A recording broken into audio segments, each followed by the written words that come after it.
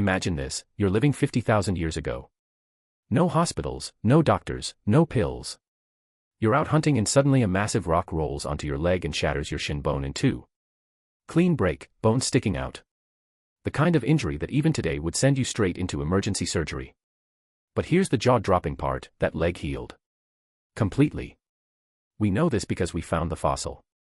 That ancient human survived a catastrophic injury, lived for years afterward, and walked again. No X-rays, no surgery, no painkillers from a pharmacy. So how did they do it?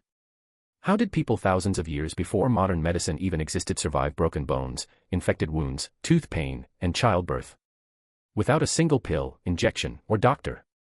Stick around until the very end because the last thing we're going to reveal will completely flip how you see ancient humans, and honestly, how you see yourself. We live in a world where we pop an ibuprofen the second a headache hits. We have anesthesia for surgery, ice packs for bruises, and prescription opioids for serious injuries.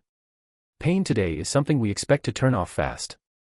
But for most of human history, pain was just life. A constant companion.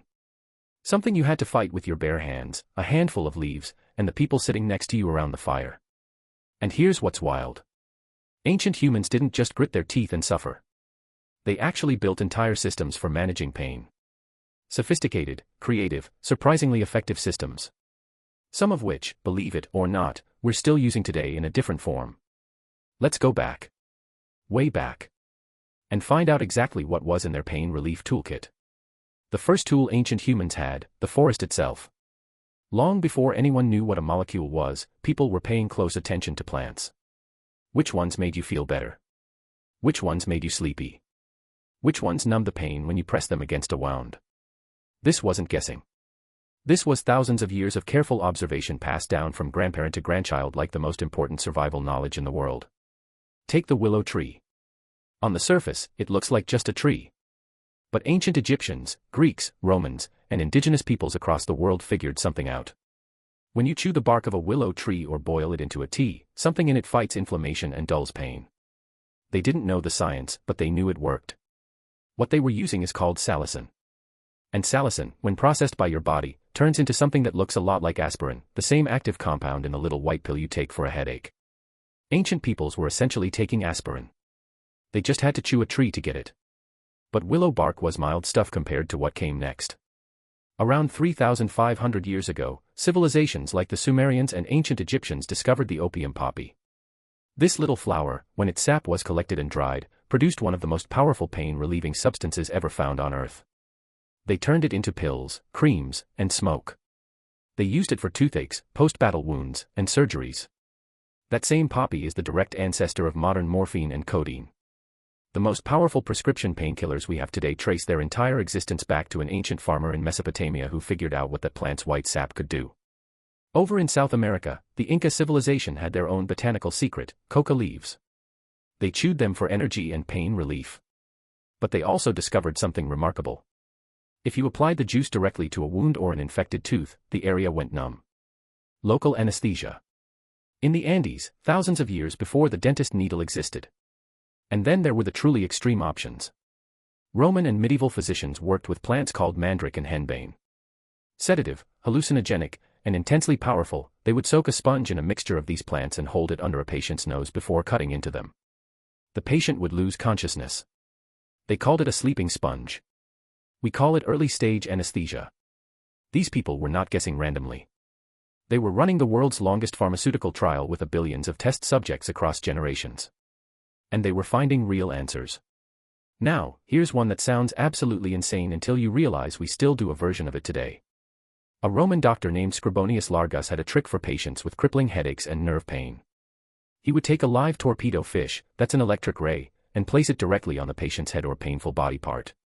The fish would discharge electricity into the tissue, and the pain would fade. This wasn't magic.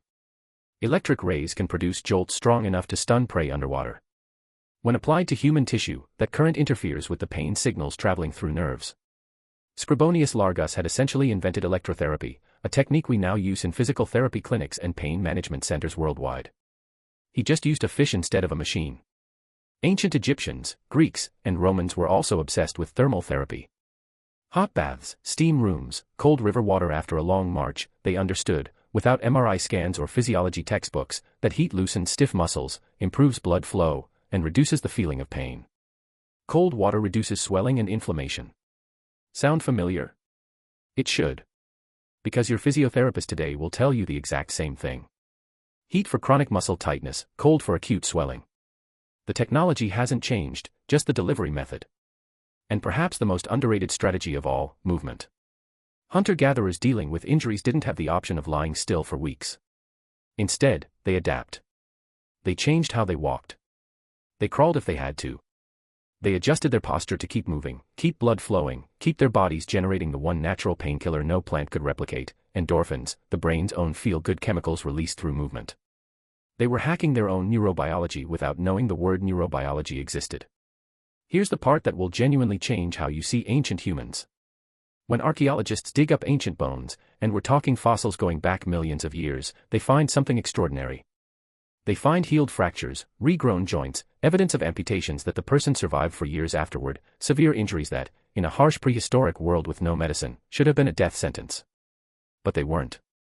And the only possible explanation is other people. An injured hunter cannot hunt. An injured gatherer cannot gather.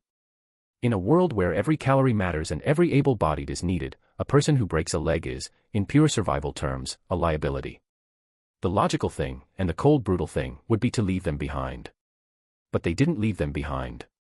Instead, the group fed them, protected them, carried their load, gave them time to heal. The community became the medicine. Other people were the painkiller.